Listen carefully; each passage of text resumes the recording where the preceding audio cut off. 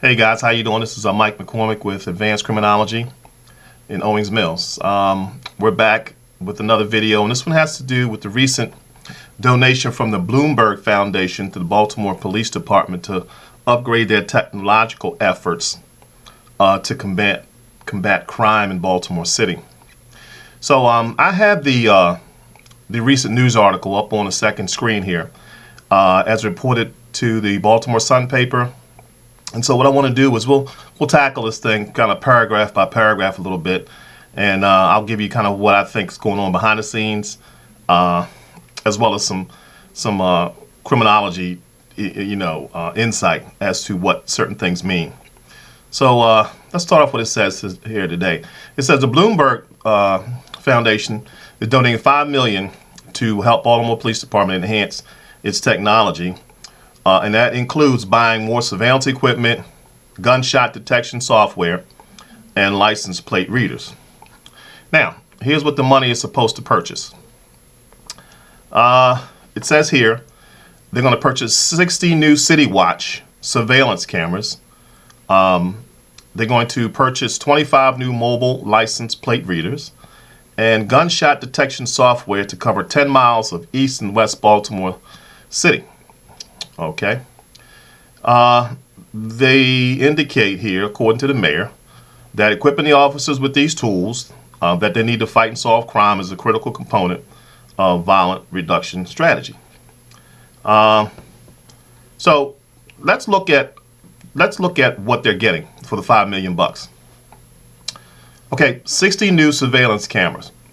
If you didn't know, because the guys who aren't from Baltimore City or Maryland, they already have 750 fixed cameras around the city, which is still a lot of cameras. And they're adding 60 more to cover the blind spots, as they say. Drew Vetter, who happens to be the mayor's Office of Criminal Justice, he's the director, is an attorney. He's not a police officer. He's an attorney. He's worked with some police before. But this seems to be his baby here in terms of this money that was given to the city. And so he's going to have a lot to say about how this money is going to be spent. And oftentimes, unfortunately, I like politicians, but I don't like them so much in terms of kind of usurping what the police commissioner may see to be as more important in his eyesight in combating crime. I always say, if you want to be a police officer, sign up, join, and learn the job. And I think oftentimes politicians think that they can kind of run the show with how that particular money is going to be spent, because they're the ones who are issuing out the dollars to the police department. So that's just my own personal viewpoint on the matter. I mean, why else would you hire a police commissioner if you didn't think that they couldn't figure out what best ways to spend the money? Now, I will agree that the 25 mobile license plate readers, they work. I've got stopped myself. So they work. And I think that that's a great investment for those.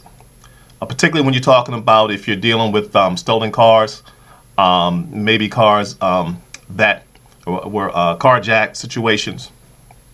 So those things work. One of the questionable technologies that they're getting into happens to be this idea of this gunshot detection software. Now, there's a lot of controversy among a lot of different police agencies that have come out and said that they don't see too much value in the gunshot detection. Because at the end of the day, it's detecting gunshots where officers will respond before 911 actually gets a call from the citizens who heard the gunshot. And the idea is that the police officers can get there quicker, they will be more prone to get a suspect, help a victim in its early stages of survival, because they're actually there. They don't have to wait for the 911 response. However, the jury is still out. They're trying to make a connection with how many cases are being solved with this technology, and unfortunately, there's a pushback with some people who run police departments who feel as though that it's kind of it's good technology, but it's just not it's not working in several cities. A couple cities have had success. I'll name one, and that's New York. Now, the reason I say that is because Mayor Bloomberg is from New York. Former Mayor Bloomberg is from New York, and it's his money that they're giving out. So I bet you on this particular deal here, they were using a system in New York. Let me get a. Okay, here it is. It's called ShotSpotter Technology. ShotSpotter Technology. You can go online and look that technology up. But basically, it's a technology that does gun detection, and they have ways of these listening devices in the city can take signals, and those signals can be taken and can be made a determination at the ShotSpotter Technology company as to whether or not it's a gunshot, whether or not it's a car backfire, or whatever. It has the ability to distinguish that. Again, the jury is still out on this because some of the complaints by some of the police agencies around the country with that the software cannot necessarily pinpoint where the shots are being fired. So if you have a 2-block radius, that's what it'll give you. It's not going to give you that the shots were fired at a particular address or on a particular street and what 100 block it is. So still you have to have officers, even when they get to the scene, still have to try to figure out exactly from where the shot is coming from. Okay, so I don't know how much money out of the $5 million is going to be involved in that, but if it's a contract with this company and they're going to be the people who are monitoring that technology, that means that there's going to be a fee due every so often to be paid by the city to keep this system up and running. So we'll see how that pans out. But what I made mention about New York is because that's the system that they're using. So I'm willing to bet that before the decision is made in the city which technology you're going to use, it'll probably be the ShotSpotter technology that I'm talking about today. Let's see.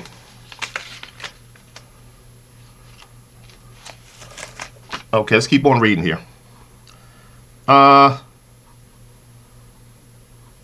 Gunshot residue, 2008. In fact, Commissioner Befield, you guys aren't from the area, but there was a police commissioner here by the name of Commissioner Befield, who was police commissioner in Baltimore for about 5 years. In fact, if you didn't know, over the past 20 years, he's probably the only commissioner that's been here the longest. And his tenure was for 5 years. Everyone else has been on average 3 years. And Baltimore's been through quite a few police commissioners. Commissioner Befield even mentioned that when the technology was first brought to his attention in 2008, that he thought it was suspect and didn't think it was too reliable. Now, some interviews lately have said that technology has improved since 2008, but that's just his that was his professional opinion on that technology. So it was used, but it wasn't determined that crime was being solved at any faster rate than people calling 911 that their shots were being fired. If you didn't know, Baltimore's on pace for the 3rd year in a row to have over 300 homicides. And so the city's under quite a lot of pressure, particularly Mayor Pugh, because she just came in office and her platform happened to be crime prevention and crime control. So she's under fire now for the next 4 years to have to own up to reducing crime. Or she's out of here, basically. I can tell you that right now. This city is not going to go 4 years where there's nothing significant done to reduce crime and then re-elect another mayor, the same mayor again for the same outcome. They're not going to do that. One of the things she says in here, and I knew better than this because it just didn't make sense to me. She's interviewed and she said that the way this paragraph is constructed, I had to break it down, that she released an anti-violence plan, and her plan involves, improving police training and technology, right? But in that $5 million, there's no actual training other than maybe the use of the pieces of equipment that they're getting. but any separate training is not even talked about. She's also said she's seeking to hire more officers than her predecessor, which was Mayor Stephanie Rawlings Blake. And in the way this paragraph is written, it makes it sound like Stephanie Rawlings Blake didn't want to hire more police. The problem is that she came in on the heels of a scandal of a former mayor, Mayor Sheila Dixon. And when she came into office, Mayor Rawlings Blake came into office, the problem was the city was already looking at a $121 million shortfall early in her tenure. So she had to cut some positions. And sometimes, if you don't understand, when you cut positions, that doesn't mean you're eliminating positions. Just saying, look, we can't hire more people at this particular time, or maybe we'll look for some other areas where people are retiring, things like that, where we can cut here or cut there. But the way the article reads, it reads as though she left the city abandoned in terms of police deployment numbers of about 400 people. And I think that was just kind of the way the article was written, and that's what I got out of it when I read it. That's why I read it twice. So she's not responsible for not hiring 400 police officers. That's not the deal. Okay. Now, Mayor Pugh comes back and responds to the Sun article, and she says that she needs to have 3,000 officers on the street. Impossible. It's no way in the world in the next 4 years in her tenure that there will ever be 3,000 officers on the streets of Baltimore City working in patrol. That's not going to happen. The money's not there for that to happen. And if you didn't know, my followers on this channel here, Baltimore at any one time, the police department only has roughly in patrol working in a 24-hour cycle, somewhere between 800 to 1,000 officers in patrol. Now, currently, that's what they have. So how do we go from between 800 to 1,000 to 3,000 without an explanation of how you're going to get there? And so I think that's just maybe more of a political statement she's making. But I don't see it happening. If she's going to make it happen, I certainly would like to know how it's going to happen. And if they could outline that in some type of plan where the money's going to come from. Because right now, the folks who pay taxes in this city pay enough taxes in this city. And I don't know that they're going to support adding, an additional, oh my goodness, you're probably talking about another 1,000 officers on the street in the next 4 years. So that's out. The article goes on to say that, let's see here, I guess it's off here, that Bloomberg also has an innovation team. And that innovation team is going to receive $500,000 for the next 3 years here in Baltimore. And that innovation team's responsibility is this. It is to find ways to ensure that the city attracts police recruits, hires them more quickly, that's what they say, hire them more quickly, and retains them. Well, I can tell you that those 3 phases there are going to be really tough. Number one, attracting people to this department is going to be tough currently because of the things that they're going through now. Hiring them more quickly is a problem. The last thing you want to do is hire police more quickly. You can hire a plumber quickly, you can hire a carpenter quickly, but you can't hire police quickly because what's going to suffer in terms of training by rushing them through a training academy? The very thing that they're trying to do, train police, is not going to be effective, and it'll be very ineffective because you'll have young officers on the street who have been basically ran through an academy carrying a weapon and trying to make decisions out there and not feeling comfortable making those decisions because they haven't been in the academy long enough. There are plenty of studies out there that talk about the length of times of academies, the training that goes on in academies, and what type of training that's needed, more hours than other type of training. And you can't just rush police recruits through an academy just to beef up the numbers, because that's what it sounds like the statement is saying. Retainage of police officers is always going to be a problem. This police department historically has always lost police officers to other jurisdictions locally or in neighboring states, simply because Baltimore's always been seen as a training ground to learn how to be a cop. And so officers will come here and they will stay here 3 years maybe and start looking for greener pastures in terms of better employment hours, better money. So I mean, you know, those things have always been. And the thing out there, what's always said is that if you can be a police officer here in this city for 5 or 10 years, it's the equivalent of working 15 to 20 years in another department. So why not get the experience? Why not let the city pay for your experience, and then you move on to make more money and you know, better benefits? Why not? And so that's the thing. I don't know how they're going to do that, you know. But that's going to be a problem. That's been a problem. So I don't know how they're going to do that. So with this $500,000 annually, let's just see what that does.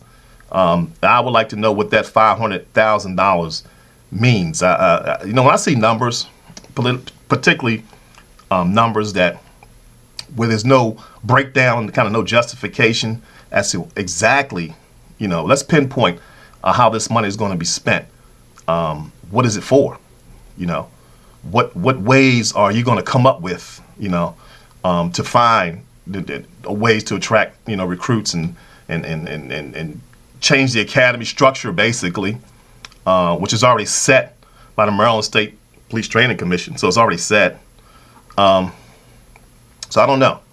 Okay, so those are the things that I wanted to discuss in this particular video, because when we go back to the beginning of my statement, which was $5 million donated by the Bloomberg Foundation, and we look at some of the things, the technological things they want to spend, it's all fine and good, because at least you're making an attempt to combat crime and reduce violent crime in the city. But as a person that deals in the reality, and that's what I deal in. I deal in the reality of the city. I deal in the reality of the consumers of police services in this city. They're going to have to do a whole lot more on the consumer side than the technology side in the long run to even begin to make an impact in crime in this city. That's all I have for now. But certainly on this topic here, I'd like to hear your voices, because it involves, you know, money. And I like to hear, because most people always want to get involved when they hear discussion about money being spent. They want to know how it's going to be spent. And what makes you think that spending $5 million is going to reduce crime? We need more information on that. So if you can find the time, just respond back as always in the comments section. Let me hear some of your thoughts, and we'll respond back to you. And I appreciate you as always as listening to what, you know, we have to put out and what we have to say. And keep subscribing and keep commenting, and we'll see you next time we post. Thank you.